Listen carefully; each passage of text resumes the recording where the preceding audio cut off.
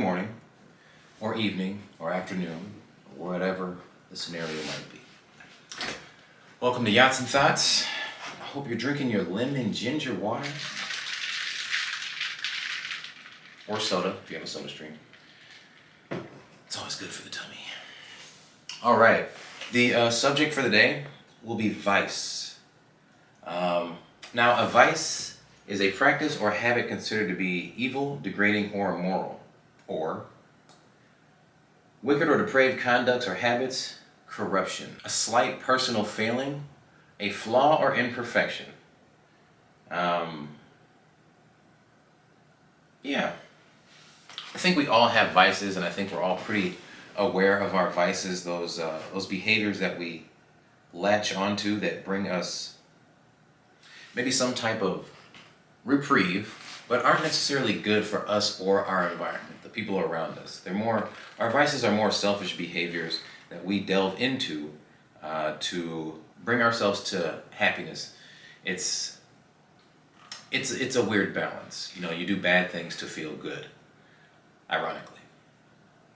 Now, when it comes to vices, I mean, there's smoking, drinking, there's sex, there's any number of things. I mean, once again, a habit that is considered to be evil or degrading or immoral, a wicked or depraved conduct or habit, such as corruption, doing bad things to feel good in spite of your environment. So very selfish behaviors. But if you whittle them down, you can think of it as like even just smoking, or in my case, vaping now. Trying to quit smoking, or so they say. Now, is anyone without vice? Are there any 100% pure people? I doubt it. But once again, much like with identifying your addictions, if you can identify your vices and the energy or the feeling prior to using these vices or engaging in these behaviors, you can use that charge or that energy and put it into something that will have a beneficial outcome both to you and those around you. But once again, that's developing habits of self-awareness. I still participate in vice. I mean, I still drink. Not drink. I still smoke cigarettes. Not often, but it's something I'm aware of, and it's a behavior that is debilitating. Doesn't have any practical. It has no practical reason to be in my. It has no practical reason except to satiate, hopefully fight against my anxiety or my depression or whatever feeling it is. Now, when thinking about your vices, if you're a person that is reflective and you're looking to grow on all fronts on a daily basis, if you, for instance with me, I'm a drug addict, I'm an alcoholic, and I'm completely aware of that. I'm completely aware that smoking cigarettes is bad, and I do try to counterbalance that. I'm aware of the behaviors, whether it be rage, anger, lust, jealousy, I guess you'd say hate. I'm aware when all of these characteristics of my being are doing work against me. And alleviating these characteristics from my being is a goal and mission of mine. Because if I'm at my best, then those around me will be at their best. At least I will be a signal of joy, happiness. My goal is to manifest a better existence.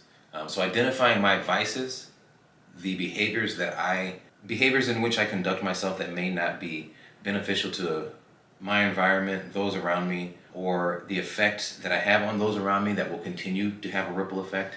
It's important for me to identify those things, as I think it is for a lot of other people. I think having a good amount of self-awareness can help you be practical and realistic about your shortcomings so that you can implement a plan to become the best version of yourself. When identifying your vices, it's important to take accountability for your own actions. Meaning, do they make alcohol? Yes. Does that mean that you have to participate in it? No. I've never bungee jumped. It's always an option. It might not even be a bad option, but it's not something that I've done, although the possibility and the ability to do this exists. The same thing goes with smoking cigarettes. I do smoke cigarettes, if I have to be transparent here, so I do smoke cigarettes, but I'm trying to be cognizant of it, and because I do promote a healthy lifestyle, it's something that I try to not participate in, thus me doing the vaping thing, and then hopefully doing nothing at all as far as smoking tobacco. The same thing with my personal character. One of my vices was lying. Like, it was just a behavior that I thought helped, put me in positions that I wanted to be in. When really your character it's internal and external.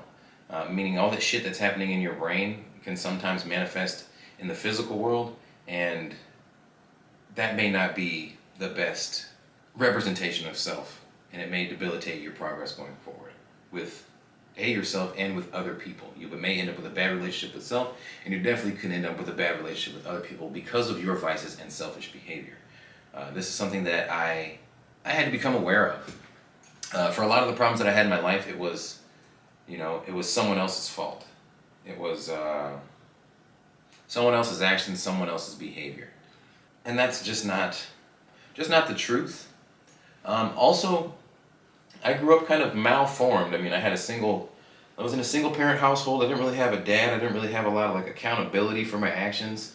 And that would be, it could be seen as a reason to have, excuses to participate in certain behaviors that I was participating in. At least it gave me the ability to use my childhood or my lack of certain figures. I use that as an excuse for some of my behavior. I also used to just use racism. Everybody's racist, so it's not me. It's what happens when I'm in these situations. They're racist, that's why I go to jail. Even though the key factor being I went to jail because shit I was doing, it all had to do with me. It was my actions, my behavior, my outlook, and therefore my outcomes.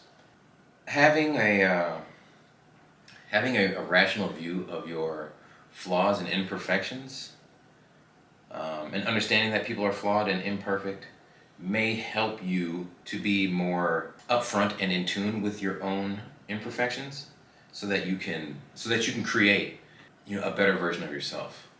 Yeah, it's as simple as that. Just identify what debilitates you and move forward from there. Yeah.